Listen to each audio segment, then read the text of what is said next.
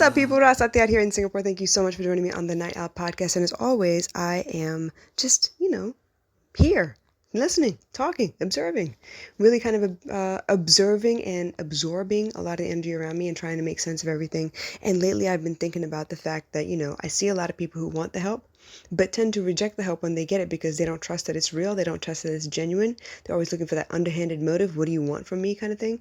And I gotta admit, that makes me sad. So I want to talk about what it would feel like if you were to start off with an A. And the reason I chose a school type setting is because I think it'd be easily relatable. So here we go. You ready?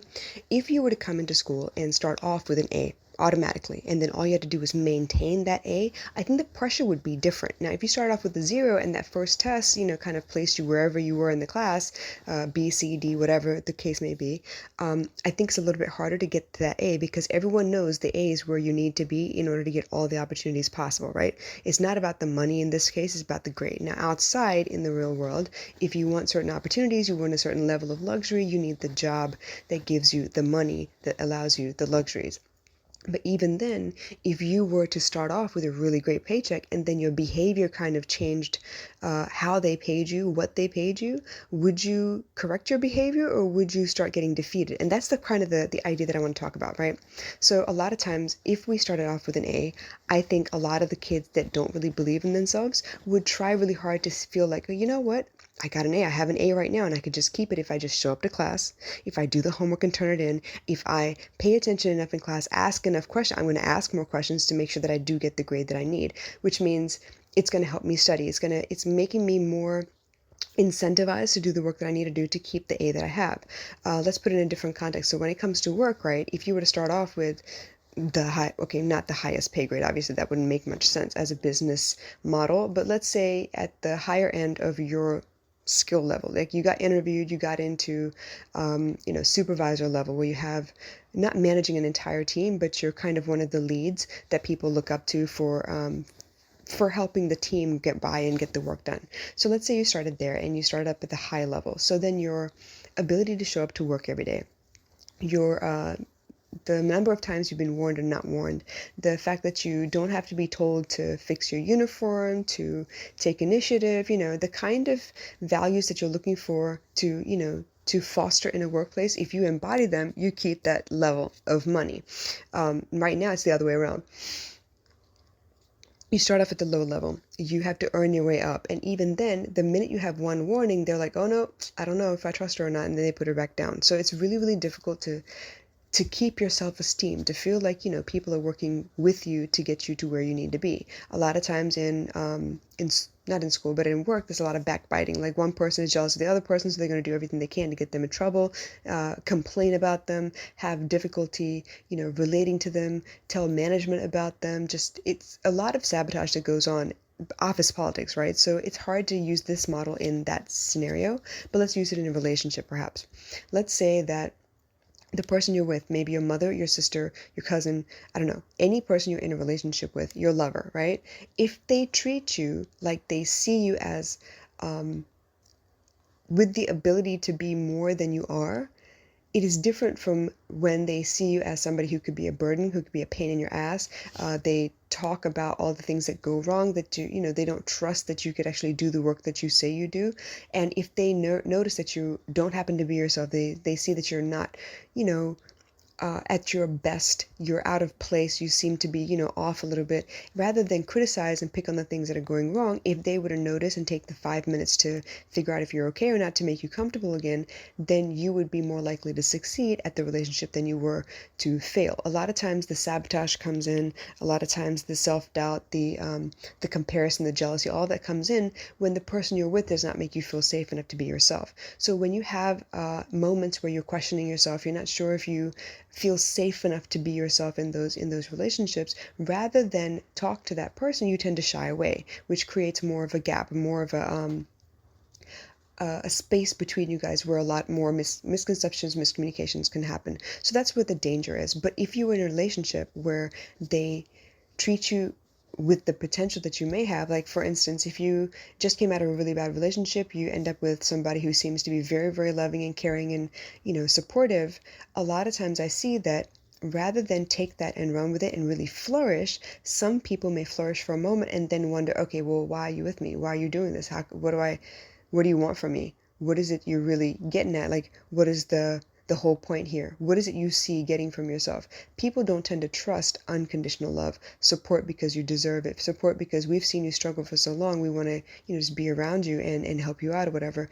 And so they tend to self-sabotage because they're getting ready for, okay, nothing is this good for this long. Nothing that I've ever encountered before actually feels like something that I can trust long term, because everybody leaves, everybody fucks it up, everybody screws me over, everybody uses me for my status, my name, my whatever. So I get that impression a lot from people, a lot from my clients. And the reason I use the school analogy is because it's the easiest one to understand.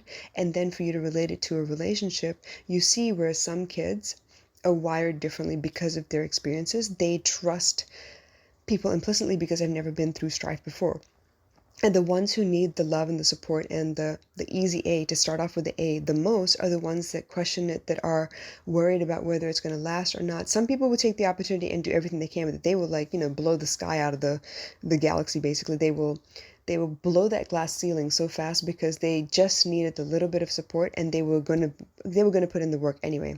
Some people, when something gets handed to them easily, they mistrust it, they question it, they study from every angle, they break it apart into pieces, only to find out that shit, you know what, I destroyed the one thing that was going to get me to where I wanted to be. Now what do I do? So it's difficult to watch people because you suddenly see all of the trauma that they've experienced. You suddenly see all of the mistrust, the jealousy, the self-confidence that's like breaking apart into pieces. You really start to see that people don't trust themselves, much less anybody else.